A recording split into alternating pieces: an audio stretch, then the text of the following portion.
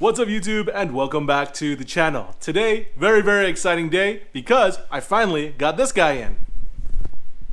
I actually ordered this transit bag from ARB maybe about 7 months ago, and that of course was during the pandemic and all that stuff, but it finally got here. The main reason why I believe this guy took so long to ship and deliver was because this guy is the 82 quart. So that is the big one. I've checked around and a lot of the 50, even the 63s are in stock, but if you have an 82 quart like I do, be prepared to wait. So in this video, I'm gonna do a little unboxing, basically showing you guys what it looks like, what it comes with. But before we get to that, I figure let's take a look at my fridge as well. It's been a little over, I think it's been a year or so that I've had this guy. Let's see how good or bad it's held up so far. So I don't think I've ever done a review on this guy since I got it. This is actually my second fridge from ARB that I've got. The first one was a Series 1 63 quart. If you guys want to see more about that fridge, I'll leave a link up here somewhere so you guys can check that out. But this is the bigger one. This is the 82 quart. The 63 worked great, but I did notice it was a little bit on the small side. So because the Land Cruiser is so big and I had the space, why not? So let's take a quick look around. This guy's been in the Land Cruiser for roughly about a year now, and all in all, it's been holding up pretty well. You've got some smudging right there, and you know, a lot of dust because it's kind of been sitting. We have this guy, which I will talk about in a little bit, and looks like the sides got scuffed up by my folding chairs that I have on this side. Another reason why I wanted to get the transit bag was to, help protect the fridge itself. First things that you'll notice the difference between a Series 1 and a Series 2 immediately is the color. So this guy is more of like a gray color, where if you remember in the Series 1, the earlier one, it was a blue color. And honestly, it doesn't really matter what color, the fridge is. If I had to choose between the two as far as color goes, I would definitely go with the gray. Just because the gray kind of just goes with everything, kind of blends in. The blue sticks out kind of like a sore thumb. On the Series 2, we still have the same buttons as we did on the old one. The only difference that I noticed on the Series 2 was you can actually adjust the brightness of the display. So you go into display and then you can have it brighter or a little bit dimmer, depend on what you prefer. I usually like it have at full blast. Why not? It's facing backwards anyways in the Land Cruiser. On the back here, we have this little antenna plug, which is unique to the Series 2. This guy basically allows you to have Bluetooth connectivity to your phone. You can have preset temperatures adjusted on the fly. Kind of useful. I've used the app a couple times, and it's kind of cool where if you're, let's say your passenger is sitting in the front seat and you want to adjust the fridge to be a little bit colder or a little bit hotter, you don't have to go all the way into the back, especially because I have the swing out and it's, kind of annoying to get back there. But in real life applications, yeah, a little bit of a gimmick more than anything. Another thing that I noticed about the 82 was it actually holds a little bit more refrigerant than the 63. Now, I don't know if it's because of the size difference or if it's a Series 1, Series 2 type of thing, but I do notice this guy cools down a little bit quicker than the 63. So that is one thing that I did notice performance-wise. So let's open this guy up, and obviously has the same latch as the Series 1, and you can see it's pretty big on the inside. I put a bottle of Gatorade in here just to show you guys, how big it is. Bottle of water, regular water, the height is it's really deep. Like this guy, because the footprint didn't change, it only went up about 3 inches. So you've got a lot more height on this guy. Still, unfortunately, this top doesn't stay up by itself. You kind of have to hold it. You get the same type of like basket metal, what is this guy? Like a divider and a basket in here. You see I have some, I don't know what that is, like some sauce or some juice from before. Down here, we have the LED light, which is kind of convenient, so you can see what you're kind of trying to reach for. And at the bottom, this guy is just a little plug. So if you wanted to wash out your fridge with a hose or some water or whatever, you can pull that guy out and it'll drain down the bottom. Usually when this guy gets dirty, I like to use like some disinfectant wipes and just wipe it down after every use, every camping trip, you know, to keep it clean and not smelling weird, because I did have some weird smells in the old 63, so this one I try to keep clean. So anyhow, let's pop open the transit bag and see what it looks like.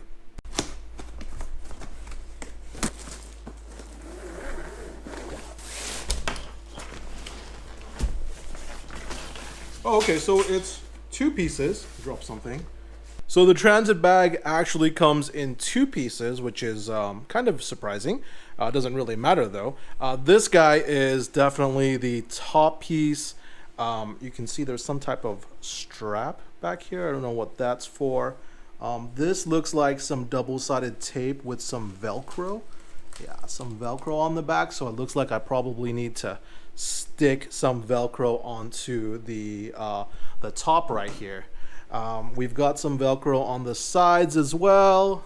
Yep, 2 on that side as well. And then the material itself is some type of insulated, like reflectant material. It's pretty thick. It's kind of squishy, like similar to like a memory foam, I guess, which should be pretty nice as far as insulation goes.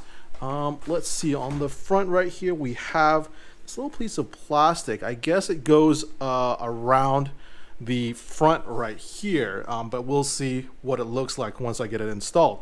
And down here we have the main part of the transit bag. So again, it kind of folds out just like this. And same material, the thick squishy insulation. We've also got a lot of Velcro pieces right here. The bottom has cutouts for the little feet, the little rubber feet to stick through so it doesn't slide around in your vehicle, which is kind of nice.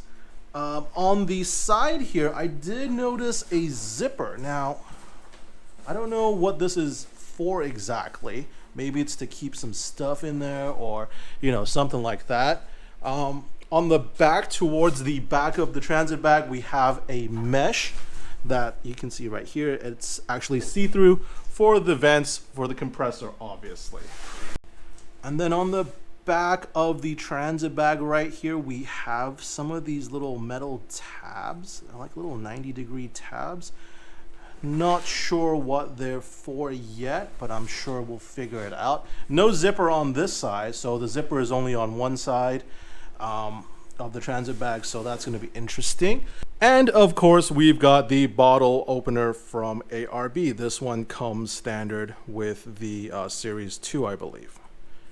We also have some fitting instructions from ARB, so I'm going to go ahead and try to get this guy installed right now, since it's out of the Land Cruiser, a lot easier, and we'll see how it goes.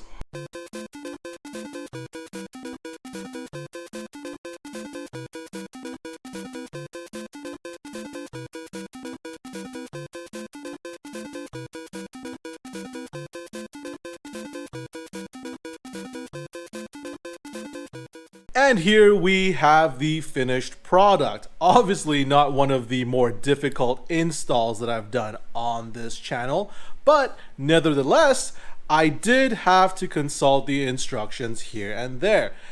Some of the more I wouldn't say difficult, more interesting points of the install is that it actually uses a lot of this the Velcro. If you can see, there's one piece right here, right here, right here, and right here, basically to stick the transit bag against the fridge.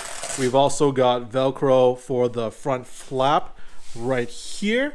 And something that was kind of interesting, remember those metal hooks that I mentioned before? They actually squeeze in between the fridge panels. So let me open it up and show you guys. So if you can see right here, this is where the metal tab was. So it went out and then goes in to this little, there's a little space right there. You guys see that?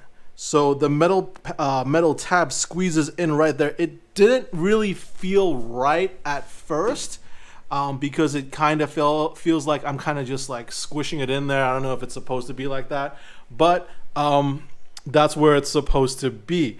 So we have two up front, and then obviously we have the two in the back. The one in the back, I forget which one, I think it's this guy, was rather difficult to squeeze in. I guess the tolerances here were a little bit tighter than on the other side, but either way, it went in just fine. On the back, you can see it still has room for the little like wireless Bluetooth module, which is cool. On the top side, the cover, make sure if you're installing it, this little strap is away from the seal itself. So you can see the seal is right here for the fridge that keeps all the cold air in. Make sure the strap is down here. If you have it up here, then it might get in the way of the seal and your fridge will never get cold. On the top, you can see where the clear plastic goes, and it's kind of just right there. I wish it went down a little bit more, but I don't know. It's just right there. I think I can maybe adjust it a little bit to have the PVC plastic go down a little bit more on the center, but that's kind of like questionable as far as the fridge goes. But when it's all installed and stuff, you can't really, you don't really touch it or anything, because when you grab the fridge lid, it's usually from this hook right there. You wouldn't grab it from the plastic piece right there. On the sides, we have this zipper like I showed you before. I still don't know what it's for. Maybe it's to put the fridge cable that you have for the house, but it's like a really tight space. It's something that, you could probably fit like a couple pieces of mail in. And that's about it. So there's not a lot of space there. On the back, I was hoping that there would be some type of little hook or like a place for where the power cable would hook onto and it wouldn't get stuck on the drawer when it slides open. But there isn't. I've looked around here. I don't think there is. There's these little pockets right here. That's kind of interesting, but there isn't a place for the power cord to kind of hook into to stay away from the moving mechanism of the drawer top. So something that ARB probably could improve upon. But all in all, I think the fit is actually really good on these guys. Obviously, we've got some creases here, probably from shipping. But the fit, pretty much 100%, obviously, because it's made for this guy. I think this is still a pretty good investment. If you have one of these fridges, I would definitely recommend the transit bag. Not only does it keep the fridge from getting banged up, from camping equipment like you saw on mine earlier, but you also get the extra layer of insulation. That way your fridge doesn't have to draw as much power from the car to keep all your stuff cold. And if you guys don't have the dual battery system set up yet and you're worried about draining the car's power if you have the fridge on all night, then probably something like this would definitely help keep your stuff cold at night, even when the fridge is off.